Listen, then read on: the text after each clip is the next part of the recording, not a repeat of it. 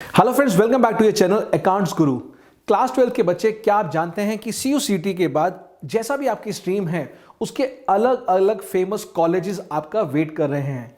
क्या आप उन कॉलेजेस में जाना चाहते हैं? तो आंखें बंद कीजिए और ड्रीम लीजिए कौन सा आपका ड्रीम कॉलेज है और उस कॉलेज के लिए क्या परसेंटेज अभी तक आती थी। वैसा ही कुछ मेरिट के बदले अब होगा एंट्रेंस एग्जाम में, यानी कि जो CUSET के होने वाले। अगर बात करूं मैं कॉमर्स स्ट्रीम की, तो कॉमर्स स्ट्रीम के अंदर 12th के बाद आपके ड्रीम कोर्सेज क्या हो सकते हैं। मोस्टली बच्चे जाते हैं बीकॉम ऑनर्स के लिए या बीकॉम प्रोग्राम के लिए, maths honours, stats honours, eco honours, ये रहेंगे ड्रीम कोर्सेज। बट क्या आप जानते हैं इसके लिए अलग अलग परसेंटेज की रिक्वायरमेंट होती है। अब देखेंगे एंट्रेंस एग्जाम के बाद जो आपका स्कोर रहेगा, उस स्कोर के हिसाब से क्या आप इस ड्रीम कोर्सेज के लिए एलिजिबल है भी या नहीं है, वो बहुत बड़ा फैक्टर रहेगा।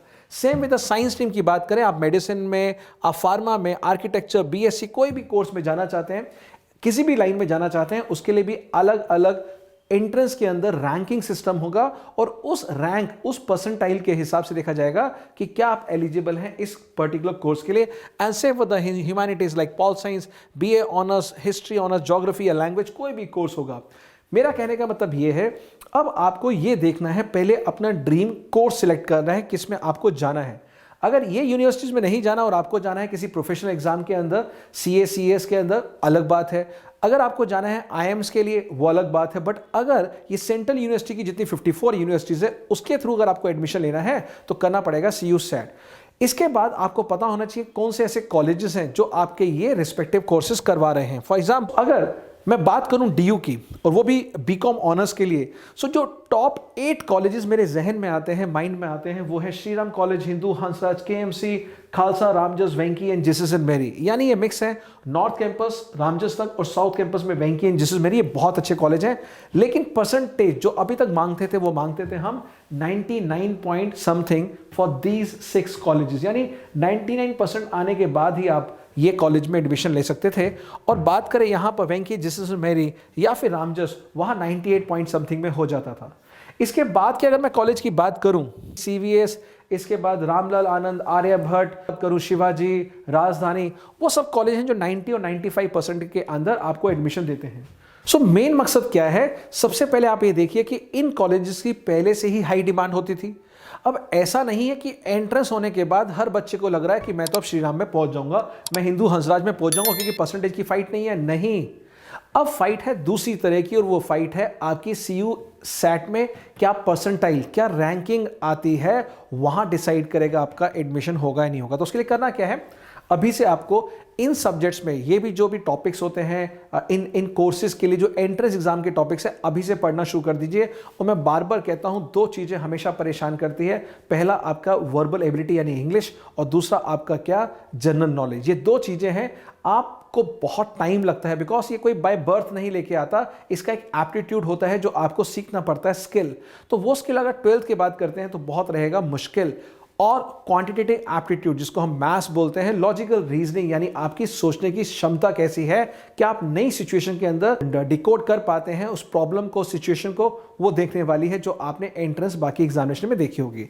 तो मेरे प्यारे बच्चों, मैं कहना चाहूंगा, अब जो टाइम बचा है, अगले 2 से 3 महीने आप CBSE पढ़ रहे हैं, इन 2-3 महीने में एक बैलेंस मेंटेन कीजिए, अपनी एंट्रेंस की तैयारी भी करते रहिए, बिकॉज ये सारे कॉलेजेस वेट कर रहे हैं आपका।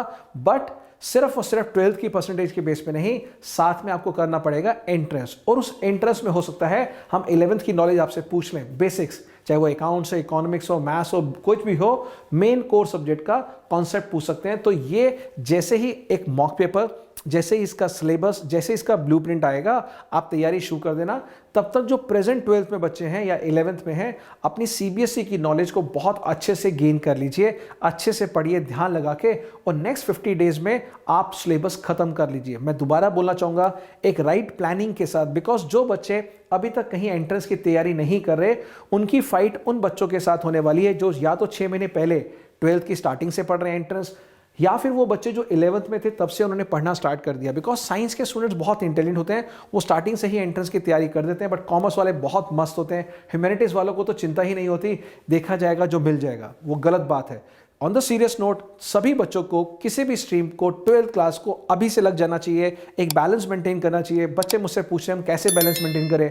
मेरे प्यारे बच्चों, मुझसे आप पूछोगे तो 60 40 70 30 का एक रेशियो लगा लीजिए। जो भी आपके नंबर ऑफ आवर्स हैं खुद सेल्फ स्टडी के, 70% सीबीएसई, 30%, 35%, 40% आप एंट्रेंस को पढ़ना शुरू कर दीजिए। न्यूज़पेपर डेली पढ़ना शुरू कर दीजिए। वोकैबुलरी, अच्छे अच्छे words, general knowledge, latest awareness, business awareness, ये सब आप नोट करना स्टार्ट कर दीजिए। और अपने हैप्पी आवर्स में आप एंट्रेंस का पढ़िए और पीक आवर्स में सीबीएसई को। तो ये कहना चाहूंगा बच्चे, मुझे बहुत चिंता है आप लोगों की, कहीं आप गलत ट्रैक ना पकड़ लें। एक एक दिन बहुत वैल्यूबल है, एक एक दिन का टारगेट लीजिए। आज मैंने सीबीएसई का कितने मार्क्स का पढ़ा, आज मैंने एंट्रेंस का कितने मार्क्स का पढ़ा, और उनका दोनों का कॉम्बिनेशन आपको दिलवाएगा अपने मन चाहे कॉलेज के अंदर एडमिशन के लिए। तो मेरी बहुत सारी बेस्ट विशेस है। अच्छा सा इंस्टीट्यूट लीजिए, ज्वाइन कीजिए। और अगर इंस्टीट्यूट में भी आपको डाउट हो रही है कहाँ ज्वाइन करना है, किसके पास जाना है, कौन ऑथेंटिक है, कौन आपको अच्छा रिजल्ट दे सकता है, तो लिखिएगा चैट बॉक्स में, I will help you for that also. Fine. So मेरे प्यारे बच्चों, bye bye, take care, God bless you, और मिलते हैं जल्दी एक और यूजफुल वीडियो के साथ। तब तक बहुत अच्छे से अपना ध्यान रखिए, because I love you all. Bye bye, take care.